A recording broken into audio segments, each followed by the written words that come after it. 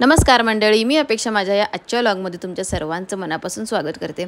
खरं सांगायचं तर ना, आम्ही गेलो होतो तुळापूरला आणि छावा पिक्चरनं रिलीज झाल्याच्या नंतर सर्वांनाच वेड लागलं होतं की तुळापूरला जाऊन एकदा तरी महाराजांच्या चरणी नतमस्तक व्हावं। यासाठीच ना आम्ही सुद्धा आमच्या घरातले म्हणजे सर्वजण आम्ही गेलो होतो तुळापूर येथे।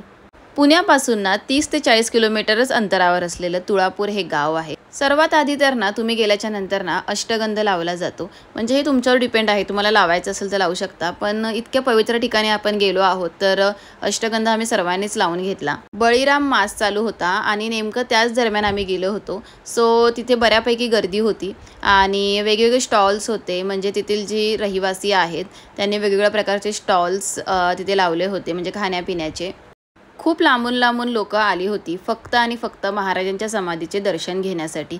कमानीच्या आत यायच्या आधीच ना आपल्याला आपले शूज वगैरे जे काय असेल ना ते कमानीच्या बाहेरच काढावे लागतात, म्हणजे तुम्ही ते बघू शकता कोणी शूज वगैरे आत घालून आलेले नव्हते। आणि छत्रपती संभाजी महाराजांची सुंदर अशी प्रतिमा इथे लावलेली होती आणि त्याचबरोबर ना कवी कलशांची सुद्धा समाधी इथे आहे।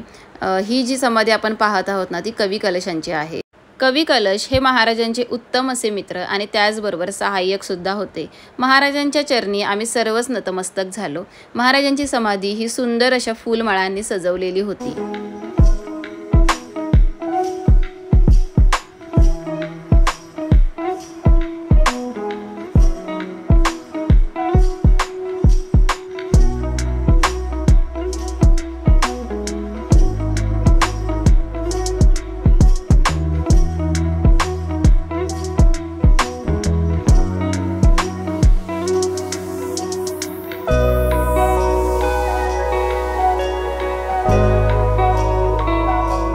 छत्रपती संभाजी महाराजांच्या समाधीच्या शेजारीत शिवकालीन प्राचीन मंदिर आहे आणि ह्या मंदिराचा जीर्णोद्धार छत्रपती शहाजी राजे यांनी केला होता असे मानले जाते। मंदिर फार जुने जरी असले तरी आजही चांगल्या स्थितीमध्ये आहे।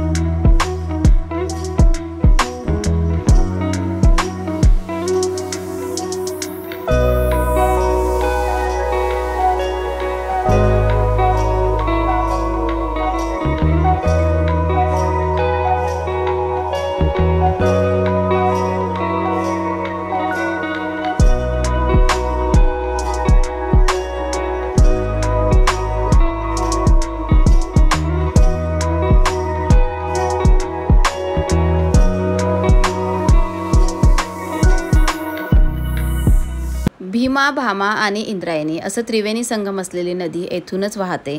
नाभर चप्पल नाही घालायची। पहिल्यापासून सांगा मावशी, बळीराम मास म्हणजे काय? बळीराम मास महाराजांचे महाराज या चैत्राच्या महिन्यात वारलेले आहेत म्हणून हे बळीदान मास सगळे लोक धरतात। होय, उपवास धरतात का? हा, उपवास धरतात, महिनाभर एक टाइम जेवतात। आणि गोड खायचं नाही, चप्पल घालायची नाही, तळेव मळेव खायचं नाही उपासाला। होय, आणि मग काय खातात जेवणामध्ये? डाळ भात वगैरे? डाळ भात खायचं, संध्याकाळी काही बी खायचं, फक्त इळमळ काय खायचं नाही। बापरे, म्हणजे दिवसभर उपवास धरायचा आणि रात्री फक्त एक टाइम वापरायची नाही। बापरे, झालाय दिवसभर चप्पल घालायची नाही। हा, चप्पल वापरायची नाही, गोड खायचं नाही। म्हणजे गावातले सगळे धरतात का उपवास? गावातली धरतात, बाहेर गावची बी धरतात। पिक्चर बघितला का? हो, बघितलं। पिक्चर वाल्यांनी लई पैसे अजून कमावला असतं। लवकर बाहेर काढलं पिक्चर, लवकर बाहेर काढला। गावागावात दाखवला गेला ना पिक्चर, मग फ्री मध्ये दाखवला गेला। पिंपरी चिंचवडचा माणूस आहे ना 3 लाख रुपये खर्च करतो दिवाळीला। काय बोलताय मावशी? होय, 3 लाख रुपये खर्च करतो, त्याला काहीतरी अनुभवाला सोय करतोय का? बरोबर, दरवर्षी मला 6 वर्ष झाले मी इथं बसते, 6 वर्ष एवढा खर्च करतो। गडी, फुलाचं टेम्पो, फुलंच 2 लाखाची होतात त्याची।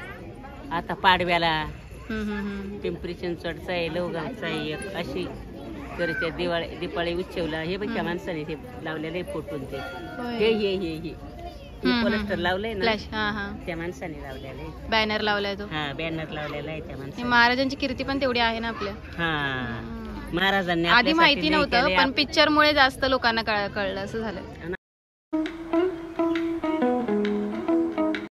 छत्रपती संभाजी महाराजांच्या स्मारकासमोर सर्वजण फोटो काढत होते आणि महाराजांची प्रतिमा आपल्या डोळ्यामध्ये साठवत होते. चला, आजचा व्लॉग तुम्हाला कसा वाटला कमेंट करून नक्की सांगा. जय जिजाऊ, जय शिवराय, जय शंभूराजे.